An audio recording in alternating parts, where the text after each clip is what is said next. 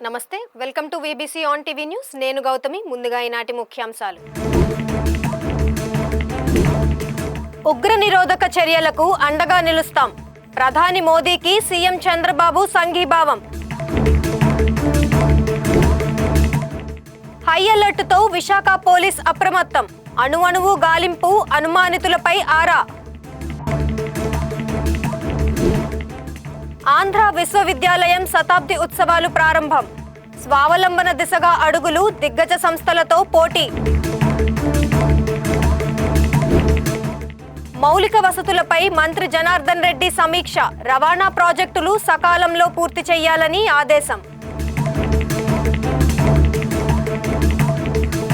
ఉగ్రవాదంపై పోరాటంలో కేంద్ర ప్రభుత్వానికి ఆంధ్రప్రదేశ్ రాష్ట్రం అండగా నిలుస్తుందని ముఖ్యమంత్రి చంద్రబాబు నాయుడు అన్నారు. న్యూఢిల్లీ పర్యటనలో భాగంగా సీఎం చంద్రబాబు ప్రధాని మోదీని కలిసి రాజధాని పనులు తిరిగి ప్రారంభించే కార్యక్రమానికి మే 2న అమరావతికి రావాల్సిందిగా ఆయన్ను ఆహ్వానించారు. పహల్గాం ఉగ్రదాడి నేపథ్యంలో కేంద్ర ప్రభుత్వం తీసుకునే ఏ చర్యకైనా రాష్ట్రం మద్దతునిస్తుందని సీఎం ప్రధానికి చెప్పారు. పహల్గాం ఉగ్రదాడి తనను తీవ్రంగా కలిచివేసిందని, ఉగ్రవాదులది పిరికిపంద చర్య అని, హింసను ఖండిస్తున్నామని పేర్కొన్నారు. బాధితుల కుటుంబాలకు అండగా నిలుస్తామన్న ఆయన దేశ భద్రతను కాపాడే విషయంలో ప్రధానికి పూర్తి సహకారం అందిస్తామన్నారు. అమరావతిలో చేపట్టే అభివృద్ధి కార్యక్రమాలను సీఎం ప్రధానికి వివరించారు. దీనిపై స్పందించిన ప్రధాని రాజధాని నిర్మాణానికి సంబంధించి పలు సూచనలు చేశారు. అమరావతిలో పచ్చదనం పెంచేందుకు ప్రత్యేక ప్రాధాన్యత ఇవ్వాలని, ఇందుకోసం మియావాకీ విధానాన్ని అమలు చేయాలని సీఎంకు సూచించారు. కేంద్ర ప్రభుత్వం దేశవ్యాప్తంగా హై అలర్ట్ ప్రకటించడంతో విశాఖలో భద్రతా బలగాలు అప్రమత్తమయ్యాయి. నగర పోలీసులతో కలిసి రైల్వే స్టేషన్ పరిసర ప్రాంతాల్లో ఆర్పీఎఫ్ బలగాలు క్షుణ్ణంగా తనిఖీలు మొదలుపెట్టాయి. విశాఖలోని జనసంచారం ఎక్కువగా ఉండే RK beach, railway station, Jagadamba junction పరిసరాల్లో ముమ్మర తనిఖీలు చేపట్టారు. అనుమానితులను ఆరా తీస్తున్నామని నగర పోలీస్ కమిషనర్ శంఖప్రత బాగ్చి తెలిపారు. నగరంలో అమర్చిన 11,000 సీసీ కెమెరాలతో అనుక్షణం నిఘా పెట్టామన్నారు. చందనోత్సవం సమీపిస్తున్న తరుణంలో భద్రతా పరంగా ప్రత్యేక జాగ్రత్తలు తీసుకుంటున్నట్టు కూడా సిపి తెలియజేశారు.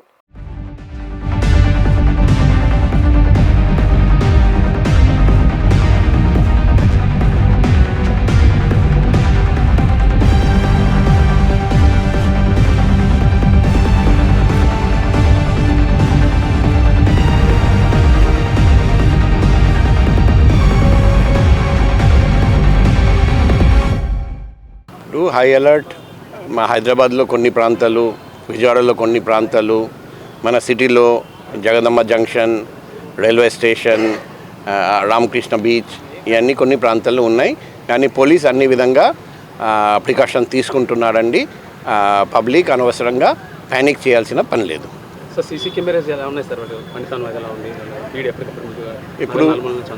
ఇప్పుడు నేను సిపిగా జాయిన్ అయిన తర్వాత దాదాపు 11,000 సీసీటీవీ కెమెరాస్ పెట్టించాము కొత్తగా.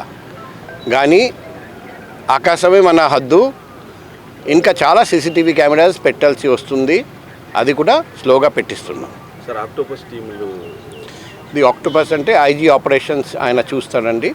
సో ఆయన ఎన్ని ఆక్టోపస్ టీమ్స్ పంపిస్తారండి, అది ఆయనతో మాట్లాడి తెలుసుకుంటాం. సార్, చందనోత్సవం కూడా దగ్గరకు వస్తుంది, లార్జ్ గ్యాదరింగ్ అయ్యే అవకాశం ఉంది. అలాంటప్పుడు మీరు ఎలాంటి ఇంకా ముందు జాగ్రత్తలు తీసుకోవాలి? చందనోత్సవం సందర్భంగా భక్తులకు ఎటువంటి ఇబ్బంది కలగకుండా అన్ని విధంగా చర్యలు తీసుకోవడం జరిగింది. నిన్న రాత్రి కూడా మేము సింహాచలం వెళ్ళి అన్ని ప్రోగ్రామ్స్, అన్ని ఏర్పాట్లు చూసి వచ్చాము. చందనోత్సవం కూడా ఎటువంటి ఆటంకం కలగకుండా మేము ఎన్ష్యూర్ చేస్తాం. Thank you. హై అలర్ట్ ప్లేస్లో 3 అన్నారు కదా, చందనోత్సవం అంటే అది కూడా అంత పార్ట్ తీసుకు కూడా ఇంపార్టెంట్ కదా సార్? అది ఇంపార్టెంట్. అది చందనోత్సవంలో ఎటువంటి ఇబ్బంది లేకుండా భక్తులకు మేము అన్ని విధంగా ఏర్పాట్లు చేస్తున్నాం. ఎటువంటి భయపడాల్సిన భద్రతాపరంగా అన్ని విధంగా ఏర్పాట్లు చేసాము. భక్తులకు ఎటువంటి ఇబ్బంది ఉండదు. భక్తులు అనవసరంగా భయపడదు. సార్, వాళ్ళు ఎలాంటి జాగ్రత్త తీసుకోవాలి? భక్తులు వాళ్ళ మధ్యకు అంజన్లు ఎవరైనా వచ్చినా సరే ఏం చేయాలి? వెంటనే అందరికీ మా సెల్ నంబర్ తెలుసు, 7950955799 నా పర్సనల్ సెల్ నంబర్. అది కాకుండా పోలీస్ నంబర్ 112 తెలుసు. మీకు ఏదైనా అనుమానం ఉంటే, వస్తువు ఉంది లేకపోతే ఒక వ్యక్తి మీద అనుమానం ఉంది, వెంటనే పోలీస్కి సంప్రదించాలి. నేను అందరికీ విన్నపం చేస్తున్నాం. అంటే ఈ 14 ప్లేసులతో పాటు వైజాగ్లో ఉన్న 3 ప్లేసుల్లో కూడా అత్యవసరం అయితేనే కానీ ఎవరు రావద్దనేది సెంట్రల్ గవర్నమెంట్. దానికి సంబంధించి పబ్లిక్ మీరేంటి? సెంట్రల్ గవర్నమెంట్ ఒకటి వచ్చింది, మేము చూసాము, మేము అది దాని ప్రకారం చర్య తీసుకుంటున్నాం. Thank you. ఆంధ్ర విశ్వవిద్యాలయం 100ఏళ్ల పండుగ మొదలైంది. దేశం గర్వించదగ్గ ఎంతో మంది మేధావులను అందించిన స్ఫూర్తిని ఒక శక్తిగా మలుచుకుంటోంది ఏయూ. ప్రధానమంత్రి నరేంద్ర మోదీ పిలుపునిచ్చిన 2047 వికసిత్ భారత్ లక్ష్యం దిశగా ప్రణాళికలు రూపొందిస్తోంది. విద్యారంగంలో ప్రపంచ పోటీని తట్టుకుని నిలబడే రీతిలో ఏయూ విజన్ డాక్యుమెంట్ ను ప్రవేశపెట్టబోతోంది. టెక్నాలజీని దిగుమతి చేసుకునే అవసరం లేకుండా స్వావలంబన దిశగా అడుగులు వేస్తున్నామంటున్నారు AU VC GP Rajasekhar. AU శతాబ్ది ఉత్సవాల ప్రారంభ వేళ vice chancellor professor GP Rajasekhar సహా పలువురు మేధావులు తమ ఆలోచనలను వీబీసీ ఆన్ టీవీతో పంచుకున్నారు. దీనిపై మరింత సమాచారాన్ని మా విశాఖ ప్రతినిధి మూర్తి అందిస్తారు. ఆంధ్ర విశ్వవిద్యాలయం ఈ పేరు వినిపిస్తే చాలు ప్రపంచంలో ఏ మూల ఉన్నా తెలుగువారి హృదయం పులకించిపోతుంది. అటువంటి ఈ ఆంధ్ర విశ్వవిద్యాలయం శతాబ్ది ఉత్సవాలను ఎంతో ఘనంగా ఈరోజు ప్రారంభమైంది. ముఖ్యంగా ఆచార్య వీసీ రాజశేఖర్ గారి హయాంలో ఏడాది పాటు ఈ ఉత్సవాలను ఎంతో ఘనంగా నిర్వహించడానికి, అలాగే విజన్ డాక్యుమెంట్ కూడా ఆంధ్ర యూనివర్సిటీ తరపున ఇవ్వడానికి కూడా సన్నాహం జరుగుతుంది. ప్రస్తుతం ఈరోజు ప్రారంభ రోజున్నాము. ఇక్కడ జరిగిన కార్యక్రమాలకు ఎంతో ఉత్తేజపూరితంగా సాగాయి. ప్రస్తుతం రాజశేఖర్ గారు వీసీ గారు ఉన్నారు, ఆయన మెన్షన్ చేస్తున్నారు. సార్, యూనివర్సిటీ భవిష్యత్తుకు సంబంధించి అడుగులు వేయాల్సిన సమయం ఆసనమైంది. అటు కేంద్రం కూడా రాష్ట్రం కూడా యూనివర్సిటీ ఎంతో ప్రఖ్యాతమైందని గుర్తించారు. ఫర్దర్గా ఎలాంటి అడుగులు? ఈ సెంటనరీ సెలబ్రేషన్ సందర్భంగా theme A tribute to 100 years of excellence paving the path for the future. అంటే 100 ఏళ్లలో మన యూనివర్సిటీని ఇటువంటి ఉన్నత శిఖరాల్లో నిలబెట్టిన మహానుభావులందరికీ ట్రిబ్యూట్ ఇస్తూ మరిన్ని 100 ఏళ్ళు మనం ఎలా ముందుకు వెళ్ళాలన్న థీమ్తో ప్రణాళిక రూపొందించడం జరిగింది. ఈ సాయంకాలం vision document skeleton draft release చేయడం జరుగుతుంది. ఒక బీటెక్ విద్యార్థి 10 ఏళ్ళలో ఊహకు కూడా అందని టెక్నాలజీ ఆ డ్రాఫ్ట్లో రూపొందించవచ్చు. ఆ విధంగా టెక్నాలజీ డ్రాఫ్ట్ తయారైంది. అలాగే మన రాష్ట్ర ప్రభుత్వం కూడా విజన్ 2047 తయారు చేశారు. సో వీటిని కార్యరూపం దాల్చాలంటే ఎడ్యుకేషన్ ఇన్స్టిట్యూట్స్ ముందుకు రావాలి. సో వాళ్ళ కరికులంని ఆ విధంగా రూపొందించి నాట్ ఓన్లీ టెక్నాలజీ, సొసైటీ ఆస్పెక్ట్స్ని ఎలా అడ్రస్ చేయాలి, కరికులంలో భాగంగానే సొసైటీకి ఉపయోగపడే పాలసీస్ కానీ వివిధ రకాల టెక్నాలజీ కానీ డెవలప్ చేయాలనేది కరికులంలో భాగంగా చేయాలి. Thank you sir. సార్, మీరు చెప్పండి సార్, మీ ఆలోచన ప్రకారం భవిష్యత్తు ఏ విధంగా ఉండబోతుంది ఆంధ్ర యూనివర్సిటీకి? భవిష్యత్తు అద్భుతంగా ఉండబోతుందని ఇప్పుడు మన వీసీ గారు చెప్పారు. ఇందాక సిపి గారు కూడా మాటల్లో మన ఆంధ్ర యూనివర్సిటీకి దేశాల్లో విపరీతమైన ఆదరణ ఉందని చెప్పారు. దాన్ని ఇంకా మన ఇప్పుడు వరకు థర్డ్ వరల్డ్ కంట్రీస్ నుంచి ఎక్కువ మందికి వస్తున్నారు. సిపి గారు చెప్పిన ఉద్దేశం ప్రకారం ఈవెన్ అడ్వాన్స్డ్ కంట్రీస్ నుంచి కూడా, జర్మనీ నుంచి, యూకే నుంచి, అమెరికా నుంచి కూడా ఇక్కడికి వచ్చి చదువుకునేలాగా మేము ప్లాన్ చేస్తాం. వీసీ గారితో మాట్లాడి మా వీసీ గారు మనకు కూడా చెప్పారు. ఇంటర్నేషనల్ ఫ్యాకల్టీని తీసుకురావటం, ఇంటర్నేషనల్ ఫ్యాకల్టీని కొంతకాలం రిటైన్ చేయటం, ఆ విధంగా స్టూడెంట్ ఎక్స్చేంజ్, ఫ్యాకల్టీ ఎక్స్చేంజ్, ఈ ప్రోగ్రామ్స్ అన్నీ కూడా చేపట్టబోతున్నాం ఫ్యూచర్లో. డెఫినెట్గా we'll forge towards the 2040 vision. With that, our Vice Chancellor also has got the vision for this centenary year. That also will be unveiled in the upcoming meeting evening. Right? Sir, Bharat విశ్వగురుగా అవతరిస్తుందని మోడీ గారు కలగంటున్నారు. దానికి సంబంధించి మన విశ్వవిద్యాలయం నుంచి ఎలాంటి exposure మీరు ఆశిస్తున్నారు? ప్రస్తుతం చూస్తున్నాం మనం, we are going ahead in the leadership, visionary leadership of professor Rajasekhar. ఆయనతో మొన్న ఎప్పుడో మాట్లాడుతున్నప్పుడు చాలా ఐడియాస్ చెప్పారు. నాకే ఆశ్చర్యం వేసింది ఆయన విషయం చూస్తే. మనం 2047కి మనం టెక్నాలజీ మనం ఇంపోర్ట్ చేసిన బదులు ఎక్స్పోర్ట్ చేసే రేంజ్కి ఎదగాలి అన్న మాటలోనే ఎన్నో అర్థాలు ఉన్నాయి. మన ప్రీతమ ప్రధానమంత్రి మోడీ గారి ఆలోచన సరళితో, మన చంద్రబాబు నాయుడు గారి ఆలోచన సరళితో మన రాజశేఖర్ గారు ఆల్రెడీ ఒక ప్రణాళిక రూపొందిస్తున్నారు. ఆ ప్రణాళిక ప్రకారం ముందుకు సాగుతూ మన దేశాన్ని ఎంత అంటే టెక్నాలజీ పరంగా ఎంత బాగా తీసుకెళ్ళగలం అనేది ప్రయత్నం చేస్తాం. ఇంకొకటి ఏంటంటే, ప్రస్తుతం భారతదేశంలో అవకాశాలు చాలా పుష్కలంగా ఉన్నాయి. ఇండియా ఈజ్ యంగ్, మన దేశంలోనే యువత ఉంది, మిగతా దేశాల్లో లేదు అసలు. అందువల్ల మన దేశాల్లో ఉండే యువతే అన్ని దేశాలకి ఇప్పుడు కావాలి. అందువల్ల మనకు రైట్ టైంలో సరైన మార్గంలో ప్రయత్నిస్తే ప్రయాణం చేస్తే ఇవన్నీ కూడా సాధ్యమే. అండ్ మీరు చూస్తారు నెక్స్ట్ వన్ ఇయర్లో ఏమేమి జరుగుతాయి, ఎన్నెన్ని ప్రోగ్రామ్స్ ఉన్నాయో చూస్తారు. నెక్స్ట్ 1 year తర్వాత ఈ సెంటనరీ సెలబ్రేషన్ అయిన ఆఖరి రోజు తర్వాత రాబోయే కాలంలో నెక్స్ట్ 100 ఏళ్ళకి మనం ఎంత బాగా ఉంటాము అన్నదానికి విజన్ ఆయన ప్రిపేర్ చేస్తున్నారు. And will all be there to support Andhra university to take it to greater heights and to the greatest heights. Thank you. ఇది 100 ఏళ్ల ఘన చరిత్ర కలిగిన ఆంధ్ర విశ్వవిద్యాలయం భవిష్యత్తు మరింత అగ్రగామిగా ఉంటుందని చెప్పి ఇక్కడ అందరూ వ్యక్తం చేస్తున్న పరిస్థితి ఉంది. ఇదే కొనసాగాలి. 2047 నాటికి వికసిత భారత్ లక్ష్యంలో భాగంగా ఆంధ్ర యూనివర్సిటీ ముందుండాలని మనం కూడా కోరుకుందాం. వీడియో జర్నలిస్ట్ కృష్ణతో Murthy, VBC on TV, Visakhapatnam. రాష్ట్రంలో మెరుగైన మౌలిక సదుపాయాలు కల్పించేందుకు ఒక నిర్దిష్ట కార్యాచరణ ప్రణాళికతో ముందుకు సాగాలని మౌలిక సదుపాయాల శాఖ మంత్రి బీసీ జనార్దన్ రెడ్డి అధికారులను ఆదేశించారు. సచివాలయంలో మంత్రి అధ్యక్షతన జాతీయ రహదారులు, రైల్వే శాఖ ఉన్నతాధికారులతో 2వ టాస్క్ ఫోర్స్ కమిటీ సమీక్ష సమావేశం జరిగింది. జాతీయ రహదారులు, రైల్వే ప్రాజెక్టులకు సంబంధించి పెండింగ్ సమస్యలను త్వరితగతిన పరిష్కరించుకుని ఆయా ప్రాజెక్టులను వేగంగా పూర్తి చేయాలని మంత్రి సూచించారు. రాష్ట్రంలో జాతీయ రహదారులకు సంబంధించిన భూసేకరణ, అటవీ క్లియరెన్స్ వంటివి పరిష్కరించుకుని నిర్ణీత కాల వ్యవధిలో నిర్మాణాలను పూర్తి చేయాలని మంత్రి ఆదేశించారు. తమిళనాడుకు చెందిన రాజకీయ నేత, రచయిత, పర్యావరణవేత్త కెఎస్ రాధాకృష్ణన్ ఉప ముఖ్యమంత్రి పవన్ కళ్యాణ్ ను మర్యాదపూర్వకంగా కలిశారు. ఈ సందర్భంగా ప్రస్తుత తమిళనాడు రాజకీయాలు, భాష, సంస్కృతి, పర్యావరణ పరిరక్షణ తదితర అంశాలపై వారు చర్చించారు. పర్యావరణ సంబంధిత విషయాలు, రైతాంగ పోరాటం, కన్నగి ఆలయం విషయమైన కేరళ ప్రభుత్వంతో న్యాయ పోరాటంలో తన పాత్రను తెలియజేశారు. పశ్చిమ కనుమలలో పర్యావరణ పరిరక్షణ కోసం నేషనల్ గ్రీన్ ట్రిబ్యునల్స్ లో చేసిన పోరాటాన్ని కూడా వివరించారు. అనంతరం ఆయన పవన్ ను సత్కరించి కరుంగాలి కంబును బహుకరించారు.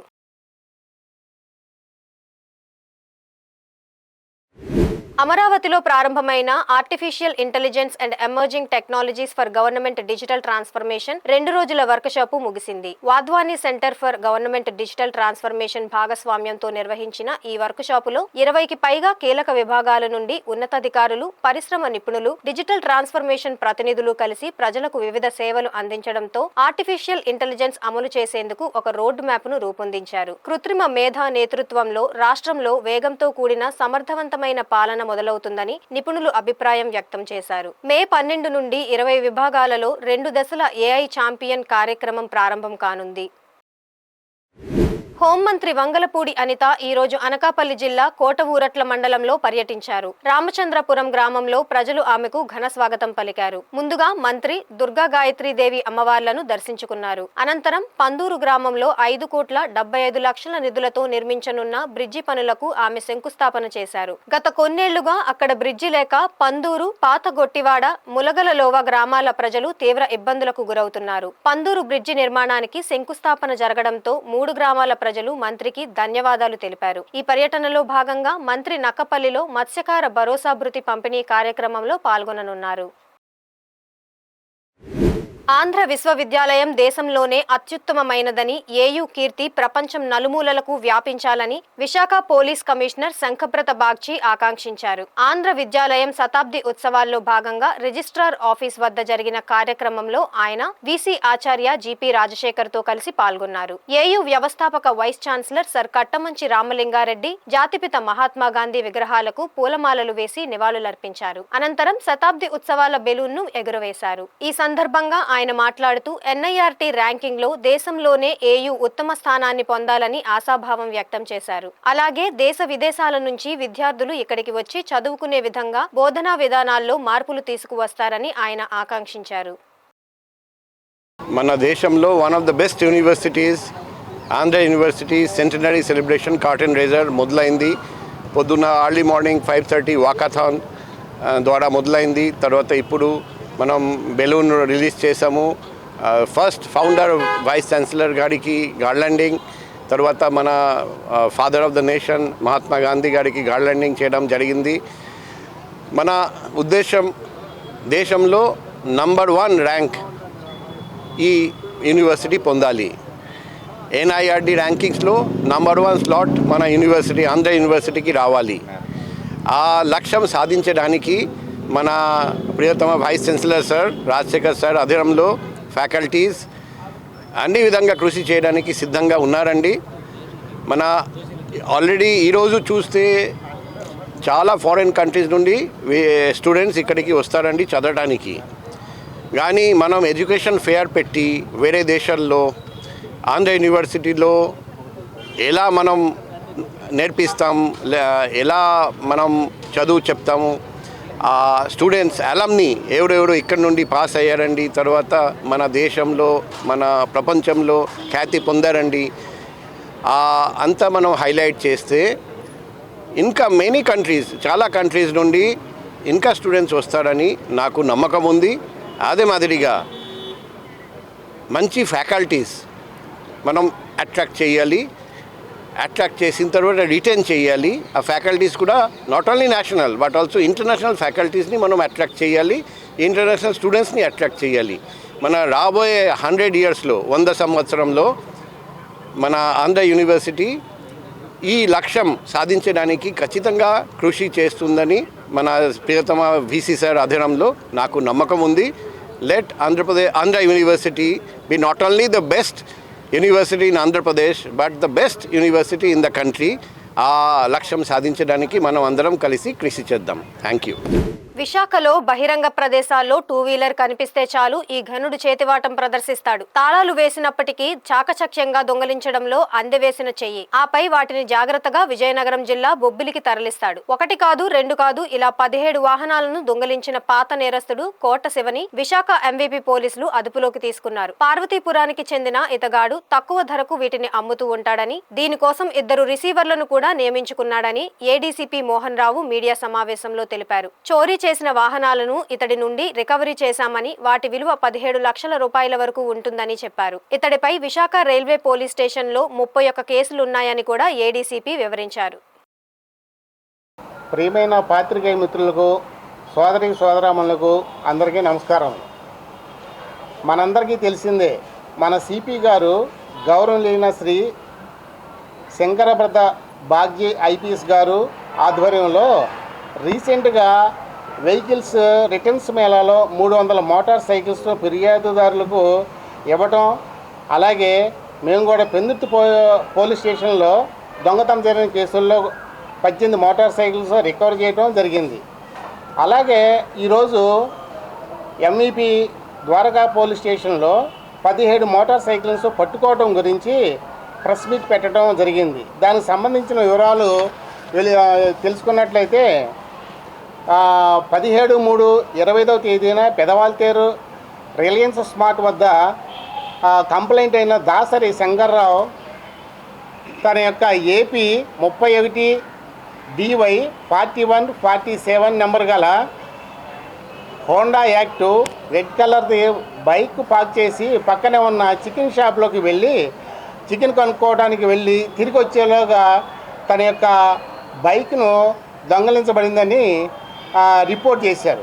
దాని మీద ఎంఈపీ పోలీస్ స్టేషన్ వారు క్రైమ్ నెంబరు 127/25గా కేసు కట్టి నమోదు చేశారు. దాని మీద డీసీపీ క్రైమ్ లతామాధురి గారు, అలాగే నేను ఏసీపీ క్రైమ్ లక్ష్మణరావు గారు ఆదేశాలతో Dwaraka crimes sub division inspector V Chakradhararao గారు ఆధ్వర్యంలో MEP crime SI M Appalaraju గారు, ASI D Kishore Babu, constable N Jagath Kiran, S Hariprasad, S Sai, N Appalaraju, K అగస్టిన్లో బృందాలుగా విడిపోయి దర్యాప్తు ప్రారంభించడం జరిగింది.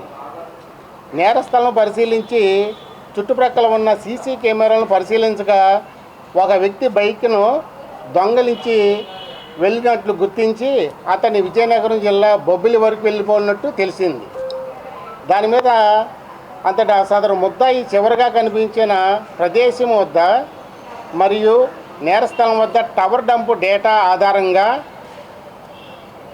ముద్దాయి సీసీ ఫుటేజీలలో లభించిన ఛాయాచిత్రాలను సుదర్శన్ గాంధవి యాప్ల సహాయంతో సదరు ముద్దాయిని పార్వతీపురం మన్యం జిల్లా సీతానగరం మండలం కోట సీతారాంపురం గ్రామానికి చెందిన పాత నేరస్తుడు అని కోట శివగా గుర్తించి అతని కోసం వాకౌట్ చేశారు.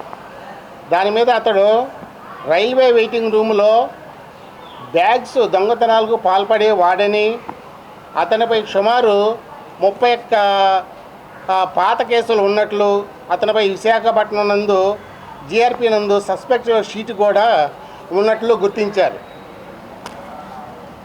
దాని మీద తర్వాత కేసు దర్యాప్తులో భాగంగా 24/4/20 తేదీన ఎంఈపీ సెక్టార్ 12 నందు ముద్దాయిన కోటసేవను అదుపులోకి తీసుకొని విచారిస్తే అతడు 2024 నుంచి విశాఖపట్నం సిటీలో MEP, Maharanipeta, 1 town, 2 town, 3 town, Dwaraka police station పరిధిలో మొత్తం 17 బైకులు, మోటార్ సైకిళ్ళు దొంగతనం చేసినట్లు తెలియపరిచినాడు. వాటిలో 9 బైక్లను గోటశివ వద్ద నుంచి రికవర్ చేయడం జరిగింది. మిగతా బైక్లలో 8 బైక్లను బేతనపల్లి వినయ్ కుమార్ అనే వ్యక్తికి తక్కువ ధరకు అమ్మినట్లు తెలియపరిచాడు. వెంటనే బేతనపల్లి వినయ్ కుమార్ను కూడా ఎంఈపీ సెక్టారు 10 వద్ద అదుపులోకి తీసుకొని అతని వద్ద నుంచి 8 బైక్లను రికవర్ చేయడం జరిగింది.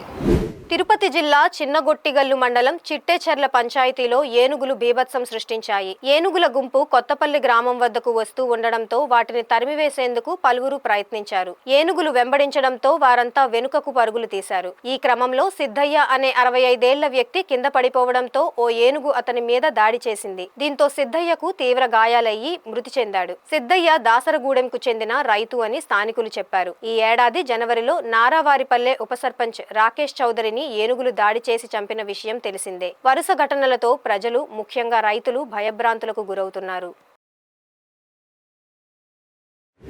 తెలంగాణలోని భద్రాద్రి కొత్తగూడెం జిల్లా దమ్మపేట మండలం మందలపల్లి గ్రామ పంచాయతీలో అధికారులు కావాలనే సమగ్ర సర్వేలో తప్పుడు ఎంపికలు చేసి పేదలను మోసం చేస్తున్నట్టు ఆరోపణలు వినిపిస్తున్నాయి. స్థానికంగా అధికార బలం చూసుకుంటూ కొందరు నాయకులు, అధికారులు కుమ్మక్కై అర్హత కలిగిన పేదలకు ఇందిరమ్మ ఇల్లు అందకుండా చేస్తున్నారని స్థానిక ప్రజలు ఆవేదన వ్యక్తం చేస్తున్నారు. మళ్లీ కుటుంబ సమగ్ర సర్వే నిర్వహించి అర్హత కలిగిన నిజమైన ప్రతి ఒక్క పేదవాడికి ఇందిరమ్మ ఇల్లు అందాలని స్థానిక ప్రజలు డిప్యూటీ తహసీల్దార్కు వినతి పత్రం అందజేశారు. అనంతరం బాధితులు మీడియాతో మాట్లాడారు.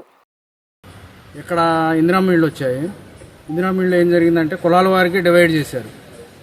ఆ డివైడ్ చేసిన క్రమంలో మా ఎస్సీ కాలనీకి మాలపల్లికి 4 ఇళ్ళు వచ్చాయి. 4 ఇళ్ళు 2 ఇళ్ళు ఇద్దరికి కేటాయించారు. మిగతా 2 ఇళ్ళని మాకు కేటాయించకుండా వేరే క్యాస్ట్ వాళ్ళకి కేటాయించారు.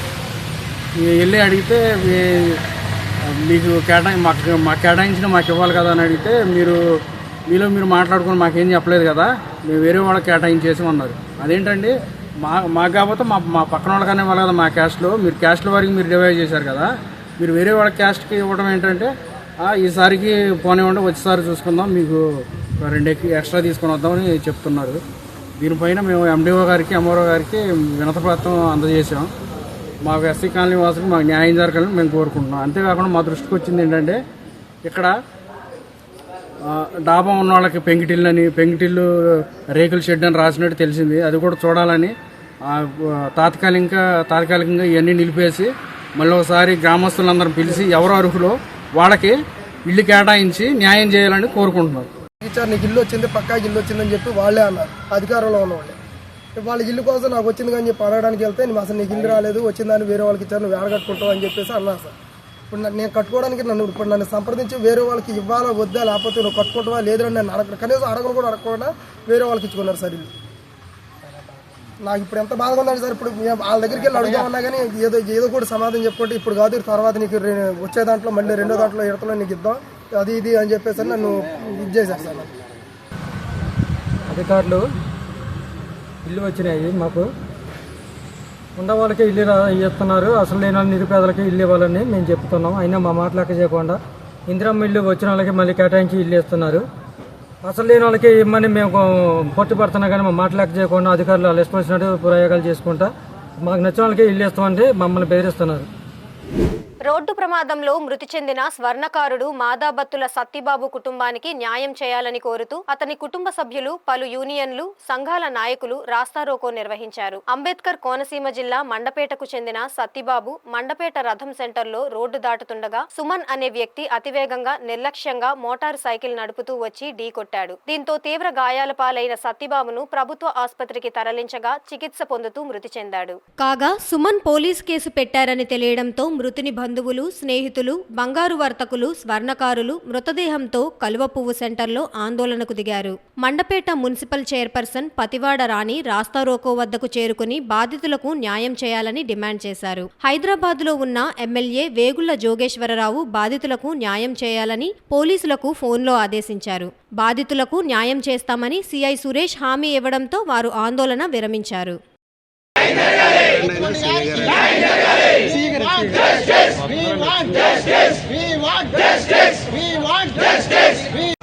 అంతా కూడా దీనికి న్యాయమే జరగాలి. ఎవరి వల్ల కూడా వీళ్ళకి అన్యాయం జరగాలి. దీనికోసం అన్యాయమే జరిగితే మాత్రం పెద్ద శక్తితోనే నిజంగా ప్రాబ్లం జరిగితే ప్రాపర్గా ఫుటేజ్ చూస్తే అతను చేసిన యాక్సిడెంట్ సబ్జెక్ట్ అతను ఫ్యామిలీ చిన్నోళ్ళు అండి వాళ్ళు ఇప్పుడు ఇప్పుడు వీళ్ళందరూ బాధ వాళ్ళ గురించి అలాగే కూడా మళ్ళీ వెళ్ళారు అంటే మాత్రం సార్ ఈ రోడ్డు చాలా దారుణం సార్. ఈ రోడ్లో చాలా వరస్ట్ గా తిప్పుతారండి బళ్ళు.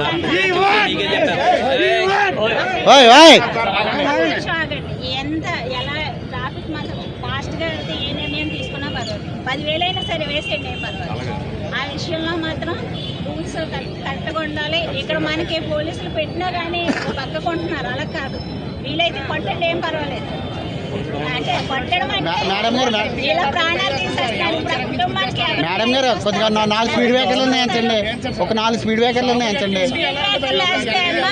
ఇప్పుడు స్పీడ్ బ్రేకర్లో వస్తారు, ఇంకా పడిపోతారు. దానికైనా మనమే చేసినట్టు అవుతుంది. చెప్తున్నాను కదా, ఖచ్చితంగా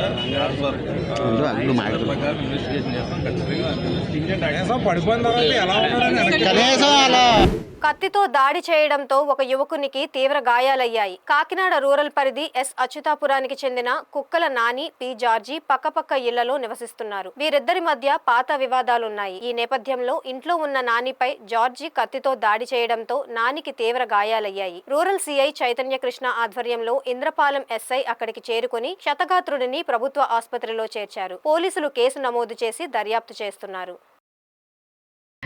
తల గురించి దెబ్బలాట వచ్చింది వాళ్ళకి మాకును. సంవత్సరం నుంచి కూడా చంద్రపాలెం పోలీసు వారిని సహకరించానే సిఐ ఆఫీస్కి అన్ని తిరుగుతూనే ఉన్నాను. ఇలా తిరుగుతున్నామని పక్క స్థలం ఇవ్వలేదని కొట్టి తిట్టి సాధించారు. గొడవలు అయిపోయింది.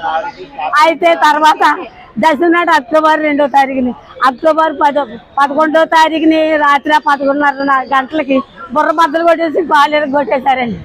ఎమర్జెన్సీకి తీసుకొచ్చామండి, గంటల హాస్పిటల్లో జాయిన్ చేసామండి.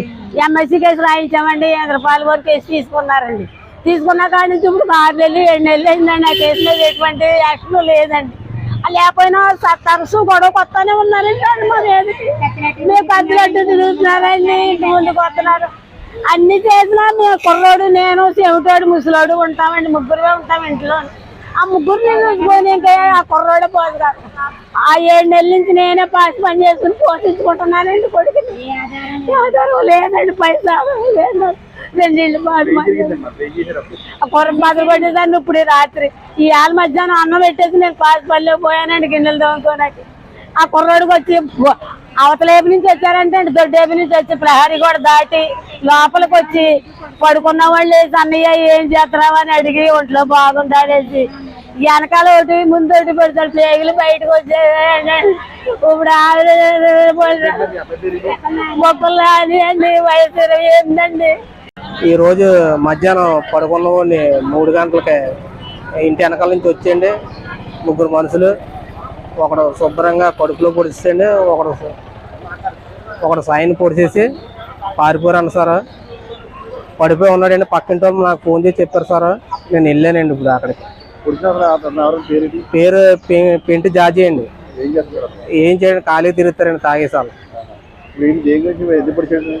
ఇంటి గొడవ పక్కన ఇంటి సైట్ కోసం ఎప్పటి నుంచో గొడవ అవుతుందండి. ఆ దెబ్బెద్దరం చూసారు సార్ వాళ్ళకి అవ్వలేదండి. మేము కట్టుకున్నామండి. ఆ దెంగదేల మీద మా అమ్మ మీద ఎప్పటి నుంచో కసి పెట్టుకుని మా తమ్ముడిని ముందోసారి కొట్టారు సార్.